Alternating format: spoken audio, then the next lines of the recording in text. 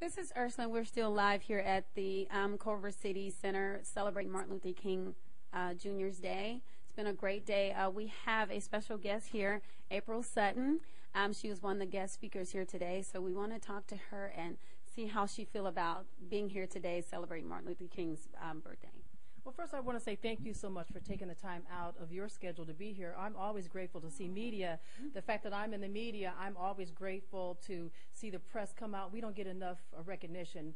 A lot of times people want to be on camera, but when we show up, we're really never recognized. So I want to just give kudos to you and your crew that's here, the camera lady that's behind. Hello, how are you?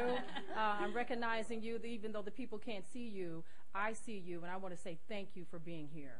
Oh, well, thank you so much. I mean, I had other things. When this came up, I was like, I'm there. I am there. So I'm really happy that, we're taking part in this, because we could have been a lot of other places. But this is a very important day, and I think we need to do more of this. And the more we do this, the more people will start being involved. Yes. It's important. I mean, we shouldn't just make Dr. Martin Luther King a celebration of just one day or one weekend. We need to celebrate his legacy every day. This is a man that walked the streets, went to jail. He sacrificed his life, and that is the bottom line. Anytime you sacrifice your life for a cause, for your belief, for your conviction, it's important for us to always recognize and remember this man's legacy, his life, and his contribution. So when I discovered that Culver City was going to do this event, I just said, I'm in. And the other thing, too, I want our viewers to know there's a big event happening in Hollywood. It's called the Golden Globe Awards. But today it was more important for me to be here in Culver City in celebrating the life of Dr. King. And you're absolutely right. It's going on today, and I that's another thing. It's like to some people, they feel like that's a bigger event, but it wouldn't be none of that if it wasn't for him, Absolutely. So we need to look at the bigger picture, because if it wasn't for him and the blood and the sweat, the running and all that, we couldn't sit here together and be different nationalities together. So I think it's a beautiful thing, and this is more impactful, to be here to celebrate a man who will continue to live on forever through our children's and children's and all that. So I'm really happy to be a part of that. And I'm sure my co-hosts have a question for you, so I'm going to pass the phone. And definitely, like Precious, even Precious being nominated, which is wonderful to say. That's a wonderful movie. So just to be in a panel, Monique, of course, received a critical awards yesterday, which was wonderful. Yes. So just to see all that happening is a wonderful, wonderful thing. And of course, thank you for joining us today. And I asked everyone in here, how would you feel if Martin Luther King was still alive? What would one of the questions you would feel like you should have asked him? Well, first of all, I think if Dr. King were alive today, he would be very excited about Obama. Yes. That's the first thing. That's the first thing. We're talking about an incredible situation that has happened in our country, a situation that many people thought was just virtually impossible. So the fact that Dr. King has helped to push this opportunity through for Obama and for Jesse Jackson, who at one point ran, for Reverend R. Sharpton, for Shirley Chisholm, who ran for the president. Believe it or not, people forget about Shirley. But these are people that, have really set the tone and set the path for other people to trailblaze through. So I think Dr. King would be very excited to know that we've had a number of African Americans who have tried to run for president, and finally Obama has won. So this has been a big victory, not only for African Americans, but for all minorities, for all of us in this country. And it wasn't just the minorities that got President Obama in office. Okay, when we talk about the voting capacity, he really won across the board of all colors and races and creeds and nationalities. So I think from that point, Dr. King would be extremely ecstatic, and so would Coretta Scott King as well. That's right. Yeah. I am so glad that we had to see the dream, and this is basically a dream that he foresee for all of us, and everyone is basically happy to be part of this. So we're here with the director, Kerwin Darton. Don't want to slaughter your name.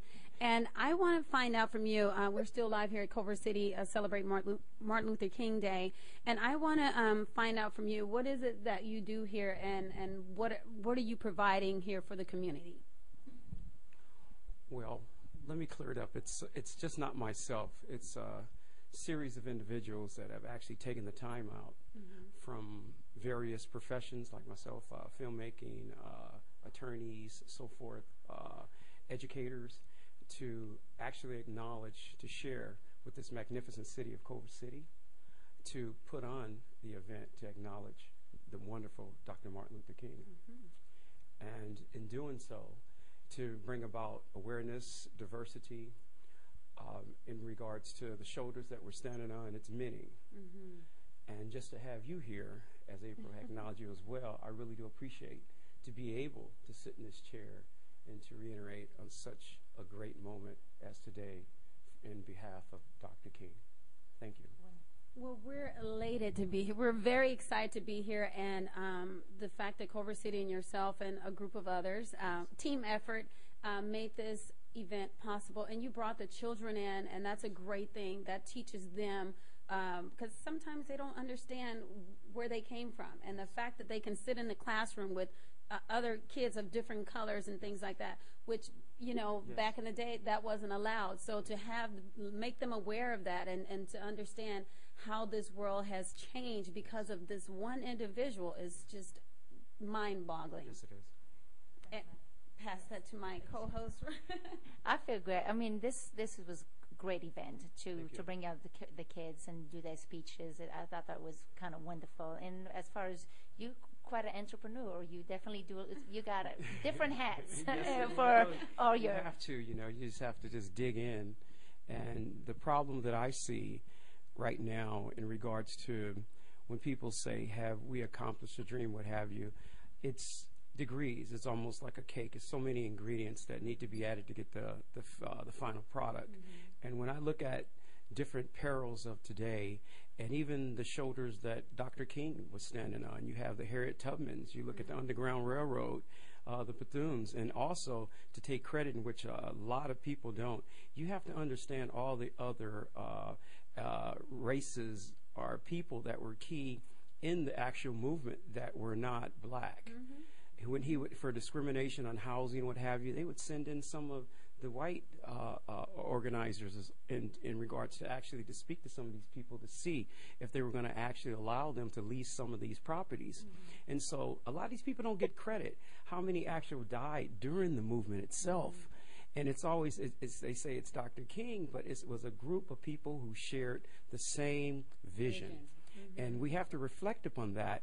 And when looking at today's situation, as a filmmaker, I'm learning and I'm growing to be part of a magnificent film that's called Skin, that's been nominated for 2 nominations, and I was able to participate on that. And in regards also, when you're saying director, I'm the program chairman, okay, and Bill Wynn is the chairman. I want to give people their due, okay. And what I'm looking at, you know, it really is kind of sickening to a degree, because I see, as far as these kids, it's all about exposure. When you look at these conditions of 30% dropout in the middle school in the Los Angeles School District, you look at 50% to 70% illiteracy. If Dr. King was here, I think it would have been one of the priorities on his agenda. And through filmmaking, through music or whatever, we must address this situation, because a lot of these kids, they don't know the importance of having an education. Because if you're not educated, how can you actually go into a restaurant and order something from the menu? And just to be open. And that's one of the things that I think a lot of these musicians in their lyrics should actually express. If you can captivate these young kids and engage them in something as a vehicle in which they can actually relate to, from the ministers and the preachers on down.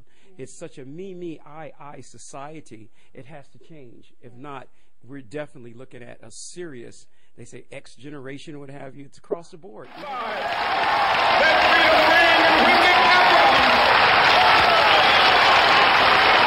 we allow freedom reign, when we let it reign from every village and every hamlet, from every state and every city, we will be able to speed up that day when all of God's children, black men and white men, Jews and Gentiles, Protestants and Catholics, will be able to join hands and sing in the words of the old Negro spiritual, free at last, thank God